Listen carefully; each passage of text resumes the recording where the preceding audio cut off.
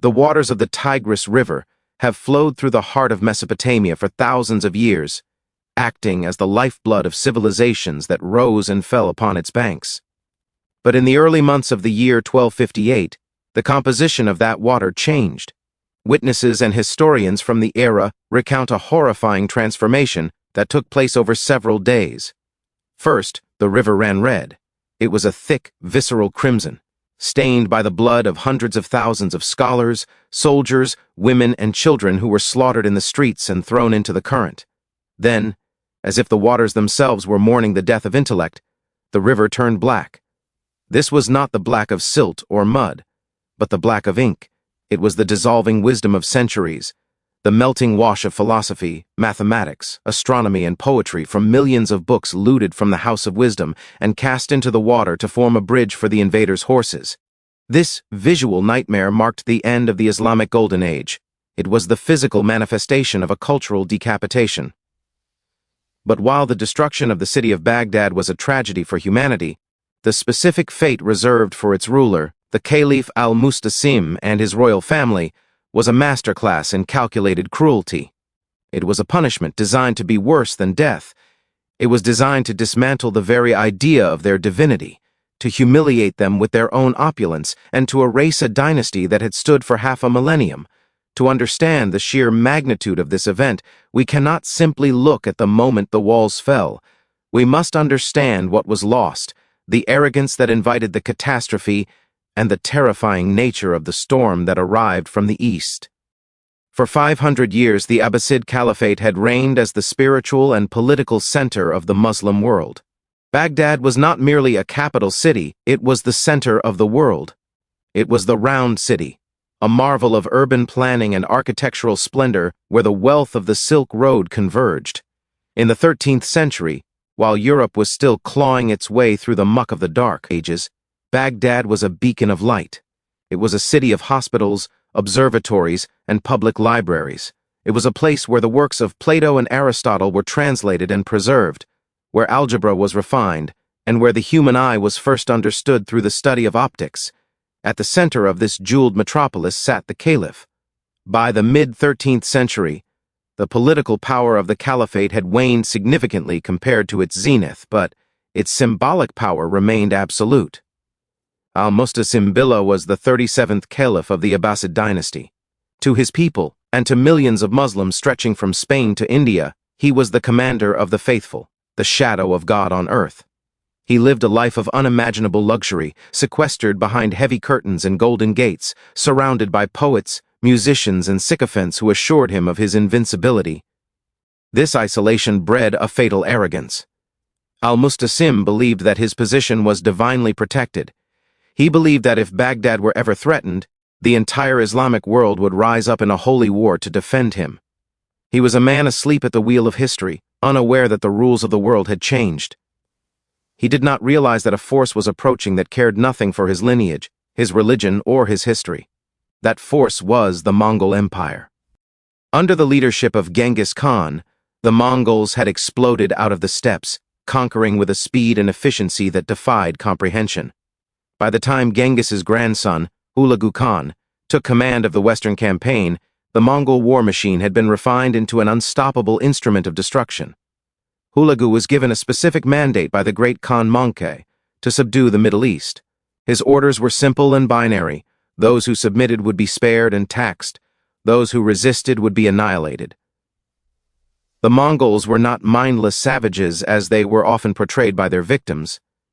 They were sophisticated strategists who utilized terror as a weapon of statecraft.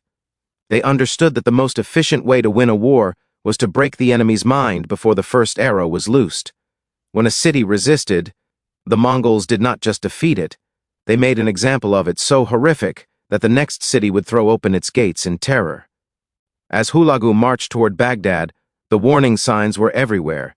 He had already dismantled the terrifying order of the assassins, capturing their mountain fortress of Alamut, a feat previously thought impossible. The road to Baghdad was open. Hulagu sent messengers to Al-Mustasim, demanding his submission. He demanded that the Caliph tear down the walls of Baghdad and come in person to the Mongol camp to pledge allegiance.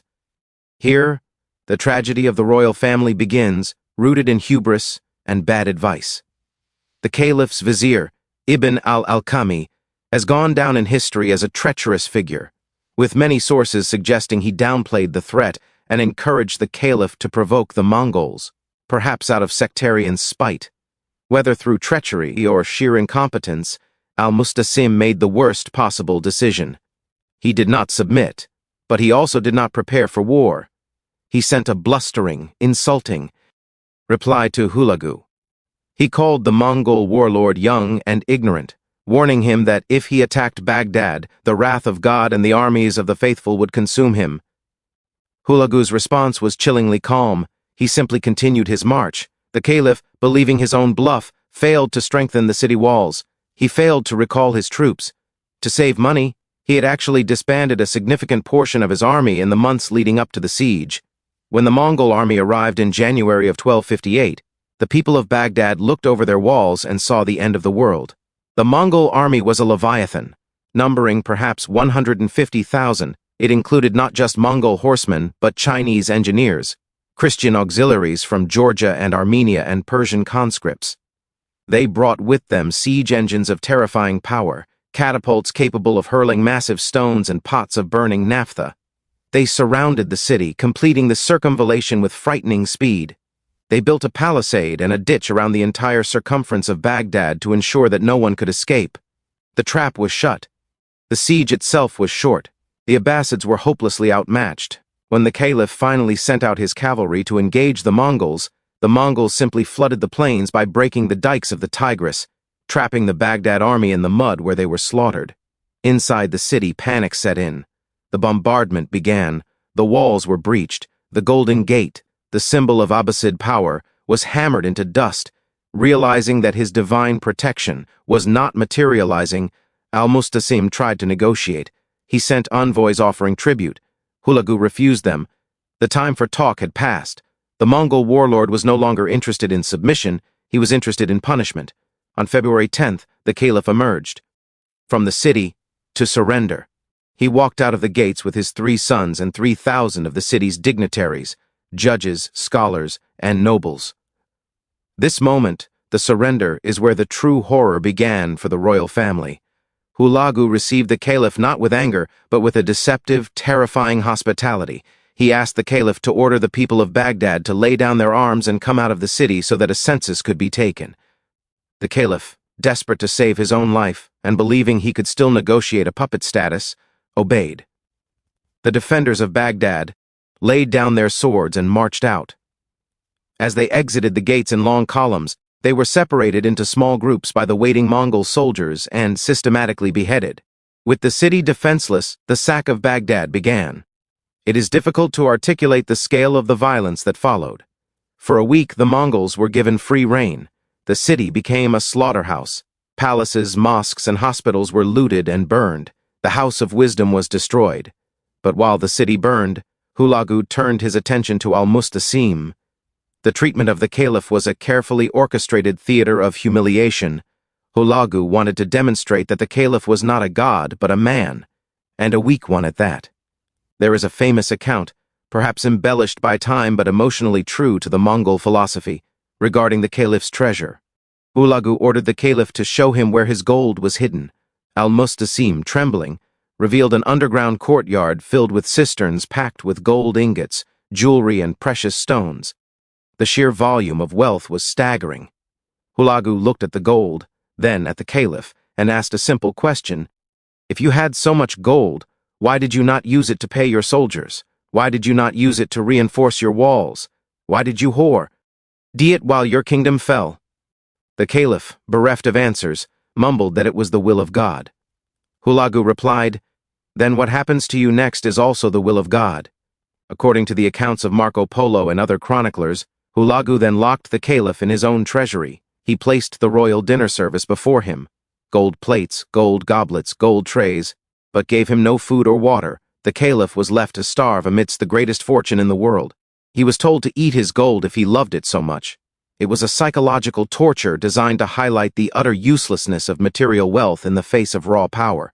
The caliph was forced to recognize that his greed had been the architect of his own demise. But the final execution of the caliph required a specific methodology. The Mongols held a superstitious belief regarding royal blood.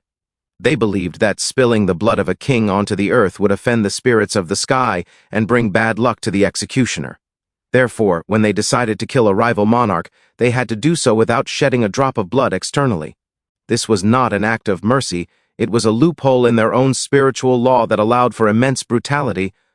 On February 20th, the caliph was brought out for his end. He was not given a warrior's death. He was not beheaded or hanged. Instead, al-Mustasim was rolled up in a carpet. Some sources say it was a rug from his own palace, a final irony. Once he was tightly bound, helpless and muffled, the bundle was placed on the ground. Then the Mongol horses were ridden over him. The Caliph of Islam, the successor to the Prophet, was trampled to death. It was a slow, crushing end. It was an execution that stripped him of all dignity. There was no public speech, no final prayer, no martyrdom. He was simply crushed into the dirt like an insect. His bones pulverized under the hooves of the horses that had conquered his empire. To the Mongols, this ensured the sky spirits were not offended. To the Muslim world, it was a shock so profound that many believed the universe would simply cease to exist. The horror did not end with the caliph. The fate of his family was equally grim, designed to ensure the Abbasid line was extinguished or enslaved. Al-Mustasim had sons. The eldest was forced to watch the destruction of his city before being killed. Another son was reportedly killed by the Mongols, but in a display of the chaotic cruelty of the sack. Accounts suggest the Mongols did not just execute them, they erased them. However, the worse-than-death aspect is most poignant when we consider the women of the royal household and the surviving children. The caliph's daughter was not killed. Instead, she was taken and sent to the harem of Manka Khan in Mongolia. This was the ultimate degradation for the House of Abbas. The princess, a woman of the highest, most sacred lineage in the Islamic world, was reduced to a concubine, a trophy of war to be transported thousands of miles across the steppes to a foreign land, to serve the pleasure of the pagan Khan, who had ordered her father's destruction. One of the caliph's youngest sons was also spared, but only to be taken as a curiosity. He was sent to Mongolia, married to a Mongol woman, and essentially absorbed into the conqueror's culture. He was kept as a living pet, a reminder of the dynasty that had been swallowed whole. This was a fate that stripped the victims of their identity.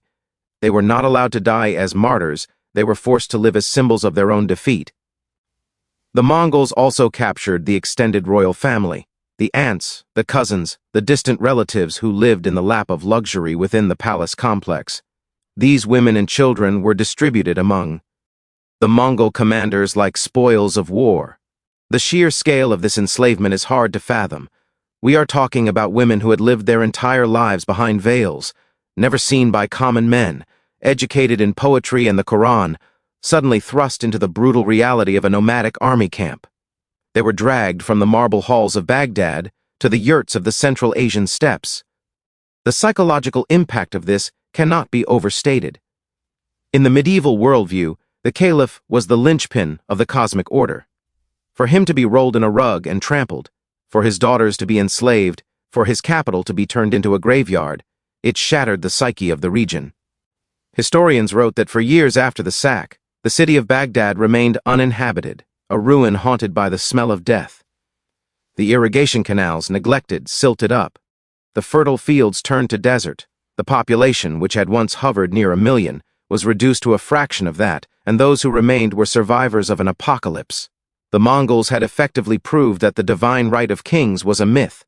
They showed that civilization is fragile, that walls are only as strong as the men who defend them, and that centuries of history can be wiped out in a single week of fire and blood. The treatment of the royal family was the punctuation mark on this lesson. By denying the caliph a noble death, by denying his family their freedom and their lineage, Hulagu ensured that the Abbasid Caliphate didn't just end, it was humiliated into oblivion. There is a terrifying intimacy to the story of the caliph's death. We can imagine the darkness inside that rolled-up carpet. We can imagine the sound of the approaching hooves, the vibration of the ground, the realization that all the gold, all the titles, and all the prayers were meaningless against the crushing weight of reality. It is a claustrophobic nightmare that serves as a grim reminder of the brutality of the ancient world. But beyond the personal horror of the royal family, the event reshaped the trajectory of history. The center of Islamic power shifted.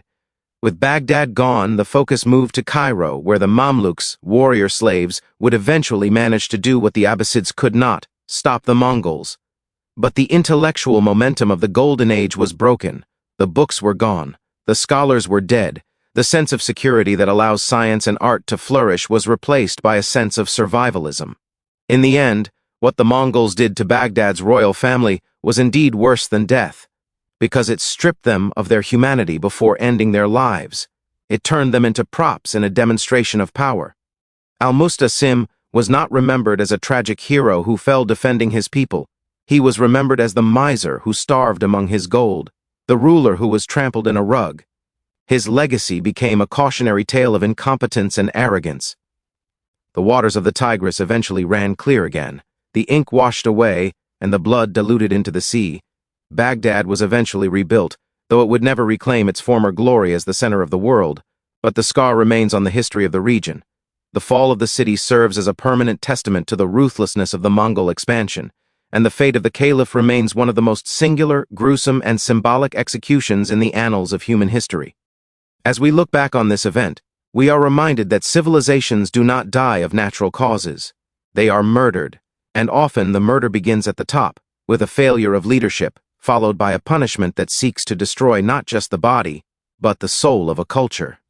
The silence that fell over Baghdad in 1258 is a silence that still echoes today, a void where once stood the greatest city on earth, brought low by the horsemen of the steppes, and the hubris of a king who thought he was untouchable.